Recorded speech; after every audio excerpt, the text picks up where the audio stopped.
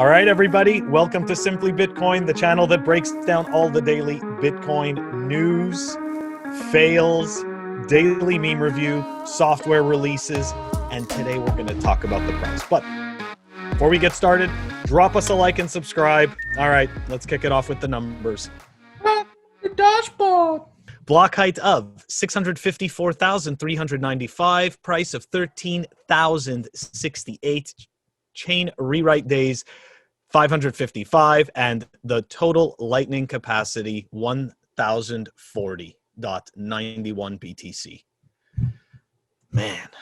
Numbers looking good, Phil. The numbers are looking good. Phil, it's time for the price discussion. We will draw lines. There will Guys, be lines. They will point places. We don't do this, okay? We don't do this. Phil and I don't do this. We don't talk. We don't do technical analysis at all. But today is a special day. We do talk about the price when something important has happened. When the price hit 13K, we didn't talk about it. But the reason I want to talk about it today is, guys, if you're looking at this green line that you see represents the all-time high of 2019. It hit a peak of 13,950. If we break that price point, right, we're right here. We're currently at 13,079. If we break this all-time high of last year of 13,950, the sky, the moon, Pluto, and whatever the hell is beyond Pluto, Proxima Centauri, whatever, is the limit. Okay, guys? Because, listen, this will break the downtrend. We have already broken the downtrend, but this officially, when we pass this price, it officially makes the announcement that we have broken down the downtrend of the last 4 years. So I'm very excited. Let's see where it takes us. Phil, do you have any thoughts on that? Okay, yeah. If I mean, you took away the chart, but for the people that want to go back and okay, you're going to put it back. All right, cool. So take a look. Right, that previous time that we hit that high. What's it called? You could see the wicks, right? It's just a bunch of wicks. So there was very light trading at those price points. And if we take a look today, okay, those are solid candles indicating more volume at those different price points. That's all. I just wanted to point that out. So look, I also think it's extremely bullish. I, of course, am waiting for us to break that 13,900. I can't see the number. And then after that, essentially the real, even though it was very short-lived and there was almost no price activity in the 19K range, psychologically, when Bitcoin breaks that 19K range, it is, I mean, people's faces are just going to fall off. Like, really, they're just going to fall off. It's going to be insane.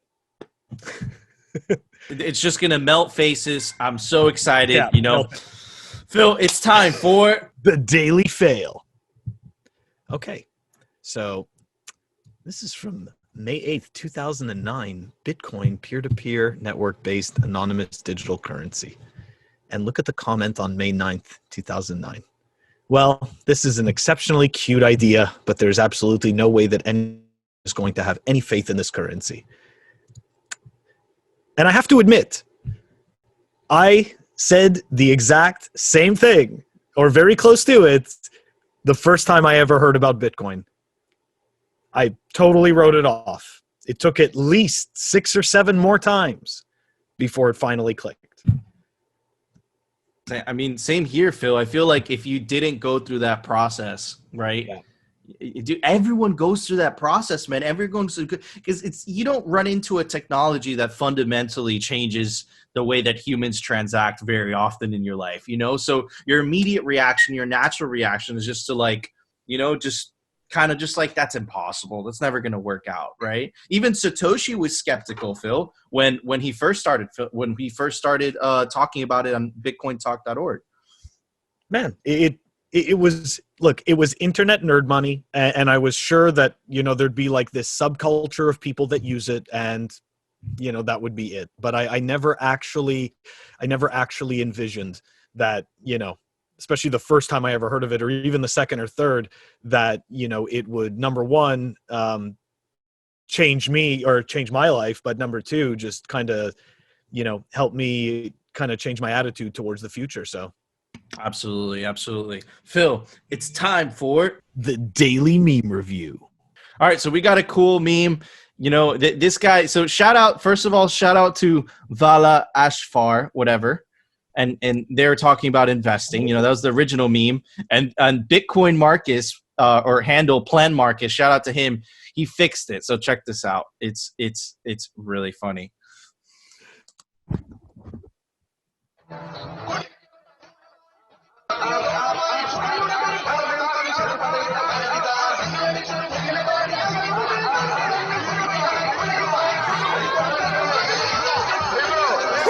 Oh, no, it is.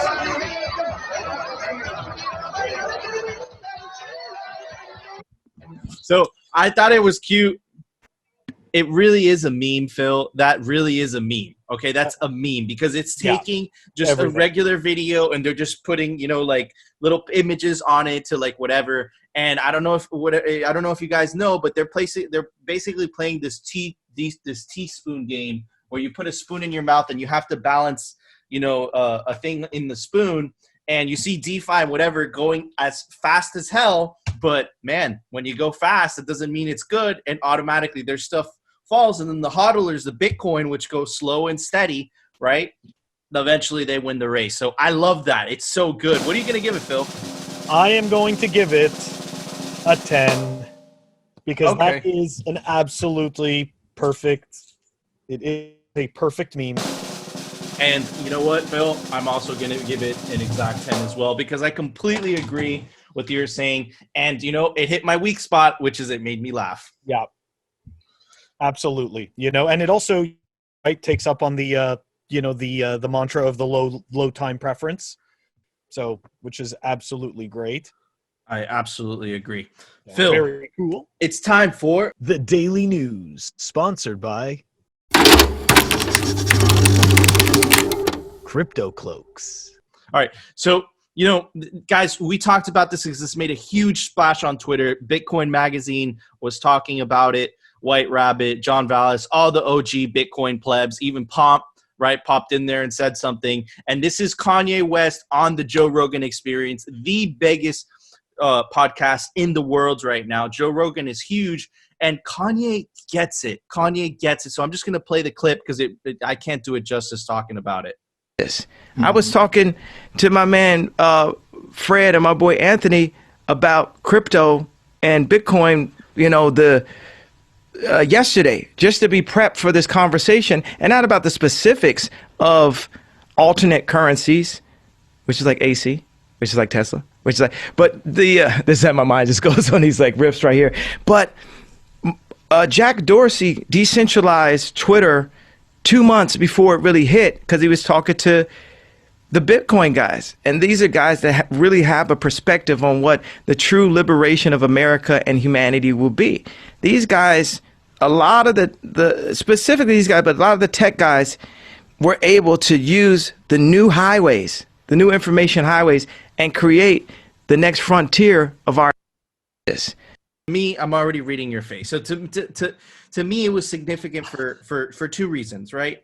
First reason is, look, Bitcoin is going mainstream. I guarantee you that next year, all the Bitcoin bros are going to be on Joe Rogan's podcast, right? Especially when the bull price starts pulling up, and that's very good for Bitcoin. That's number one. Then number two, Kanye West, someone that has nothing to do with the Bitcoin space at all, gets it. And you're starting to see that with other people as well. Michael Saylor gets it. They understand what hard money, what true money is like. So, man, I see this as the beginning. And he said something so beautiful. He says that the true freedom and the liberation of America is not who you're going to vote for November 3rd. It's where you decide to park your money at, baby. So defund the banks. You know, take your working capital out of the system and, you know, buy some sweet, sweet Satoshis. What are your thoughts on this, Phil? Okay, so he said some very pretty things, which, of course, I appreciate and like. Okay, but a couple of things. Number one, Jack Dorsey didn't decentralize anything with Twitter. Twitter's incredibly centralized. So I appreciate the message he's trying to convey, but that part of it is incorrect. The other piece to this is that this will probably speak maybe to some older people like me in their 40s, but like, you know, I remember Kanye when like he first started and he was a giant douche. So you know, I don't know if he's still a douchebag, right? But you know, a lot of people seem to like him now. A lot of people seem to respect him. So that's cool. But when I was a kid, like, you know, he was douchey. So anyways, I do appreciate his messaging, of course, and it's good that he looks at Bitcoin the way that he does. So yeah. Do you think he's onto something, Phil? Well, you know, he's onto the same thing we've already found, but yeah, you know, like I think that I think he might become a Bitcoiner. I think he's as long as he getting doesn't try to make Kanye coin. As long as he doesn't try to make Kanye coin, us Bitcoiners are happy. So, you know, that was really cool. I found that to be very newsworthy because it made quite a splash. Yeah. And the next piece of news is, boys, this is what we've been talking about for a long time. The U.S. budget gap tripled to a record $3.1 trillion in fiscal 2020, Treasury says. So, look, as a share of economic output, the budget gap in fiscal year 2020 hit 16.1%, the largest since 1945. And we were at a world war at that time. We were at a world war, okay? And the fact that, guys, just to give you a perspective, we printed 27% of the total U.S. circulation, the total U.S. circulated supply, right? Just to give you a perspective of how much $3.1 trillion is. So this is crazy. This is the reason that Michael Saylor bought $445 million worth of Bitcoin. This is the reason that Square bought another $50 million. This is another reason that Stone Ridge bought another more millions as well. And another company, which we're going to talk about tomorrow, right, with our special guest, also decided to jump into Bitcoin. So, man, this is what we've been talking about. This is what us Bitcoiners have been preaching since Satoshi created Bitcoin back in 2009 with the block message of chancellors on the second, second bailout for banks. Second bailout. Exactly. So, man, I'm gonna put it right here so you guys can see it. But, man, holy crap! What are your thoughts on this, Phil? Yeah, this is. I mean, you know, of course. That's a lot of money. That's definitely a lot of money. But one thing it got me thinking of was this. What happens when companies like MicroStrategy realize that holding their cash position in Bitcoin is more lucrative than buying other companies? Like, what happens then, right? Because that's coming. I mean, it's pretty much already here. If you take a look at when Michael Saylor bought in, and you just, you know, if we cherry pick our time slots, right, like a lot of chartists do to show you how wonderful their skills are. Well, if we cherry pick the timeline, right, and it's not even so cherry picked, if you take it from the time that he invested to today, look at what he's up. Like, there's a bot on Twitter that offers that service, and he's killing it. He's destroying it, man. Are you kidding? I think he's already made like $70 million, bro. Yeah. You know, just by buying Bitcoin. So I completely agree. What happens when these companies stop buying other companies?